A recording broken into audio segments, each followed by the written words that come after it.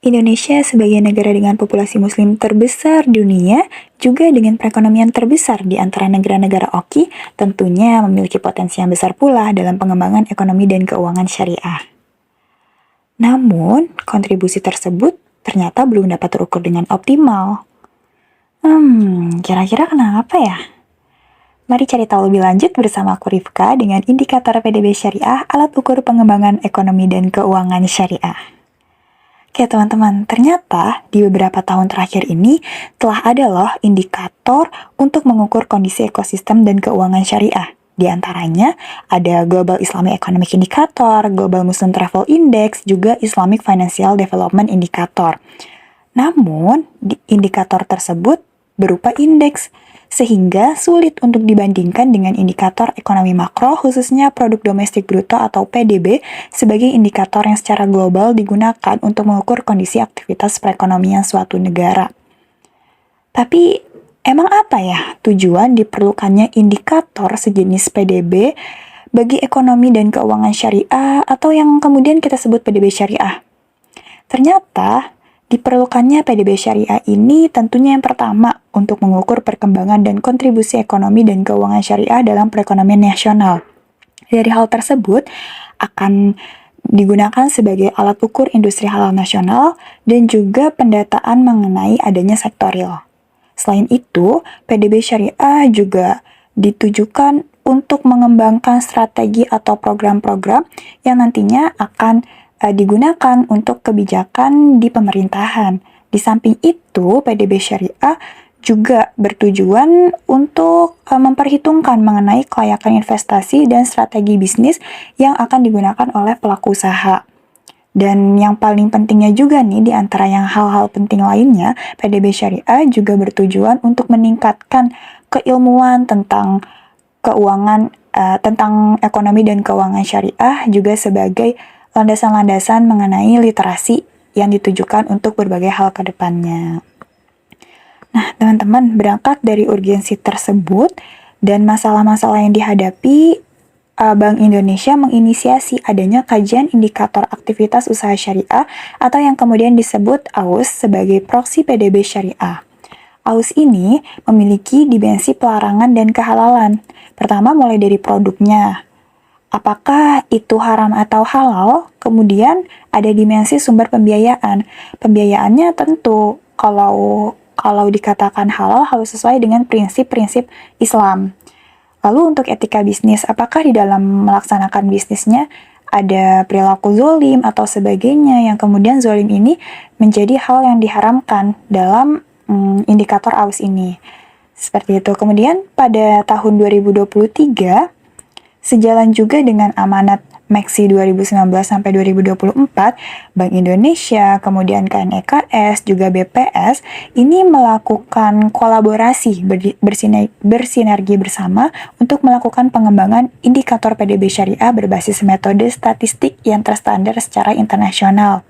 Yang kemudian tercipta framework General Statistical Business Process Model, atau yang disebut juga GSBPM. Penyusunan indikator PDB syariah yang menghasilkan 8 klaster ekonomi syariah beserta definisi dan cakupannya yang akan menjadi dasar perhitungan statistik ke depannya.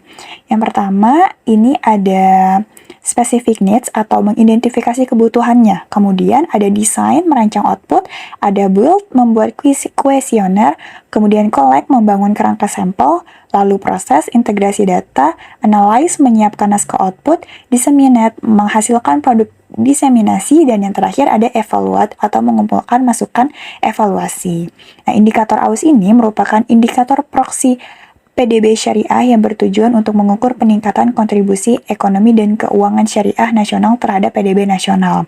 Secara teknis, indikator AUS merupakan nilai tambah bruto ekonomi syariah yang didefinisikan sebagai output bruto ekonomi syariah dikurangi semua pengeluaran yang berhubungan dengan proses produksi. Indikator makroekonomi ini mengukur kontribusi aktivitas usaha syariah termasuk industri halal terhadap PDB Indonesia. Pertumbuhan nilai tambah ekonomi syariah memberikan gambaran tentang kontribusi ekonomi syariah terhadap pertumbuhan ekonomi nasional. Kemudian, dalam menyusun PDB syariah ini juga memiliki beberapa tahapan, yaitu ada 8 tahapan.